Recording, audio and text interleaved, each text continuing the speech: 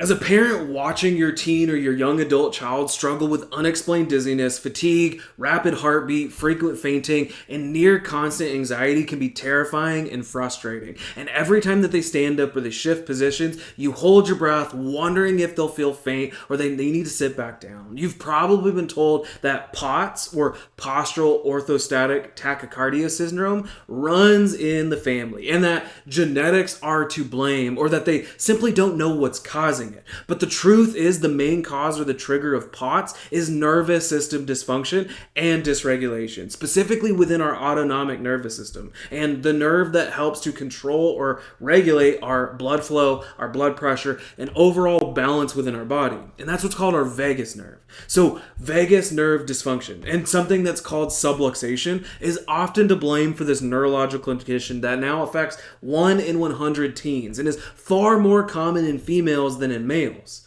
In this video, we're going to break down the role that the nervous system, its dysfunction, its dysregulation, and dysautonomia play in triggering POTS episodes like rapid heart rate and fainting. And we'll also explain to you why these things escape common medical exams and testing, and make sure you know how to find out if these issues are truly the root cause of your child's challenges.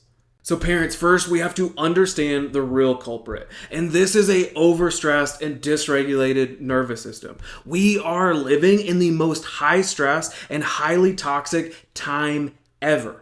All of the constant stress bombards our children's nervous systems and leaves it constantly stuck in a state of sympathetic fight or flight stress mode. Number 2 is that the nervous system, our vagus nerve, and the subluxation are all connected to each other. So in response to the constant and chronic stress, our body's vagus nerve works hard to try to regulate and respond to the constant demands for calming and relaxing and regulating our body. But eventually it gets worn out, suppressed, and shut down. Specifically, if your teen or your young adult carries any signs of stress and physical tension within their upper neck, the lower neck, the shoulders, and the mid-back, this will create something called subluxation, which then will interfere with and suppress the vagus nerve as it traces its way through those regions so that it can innervate and control things like our heart, our lungs, our digestion. And so POTS is fundamentally a disorder of the autonomic nervous system. When dysregulation occurs within our bodies, it affects multiple body systems simultaneously.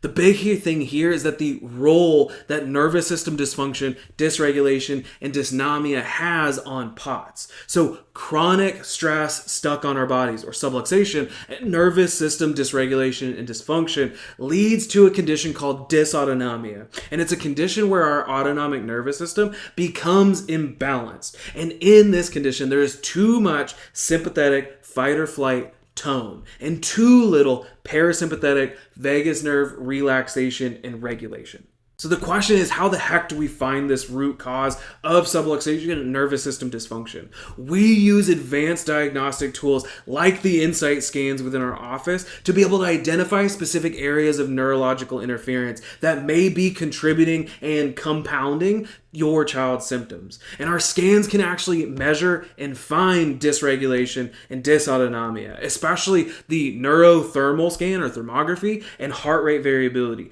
These two tests are providing concrete evidence of autonomic nervous system function and tracking improvements over time as well. The reason as to why we use this amazing technology in the office is because in order to see, we need to measure.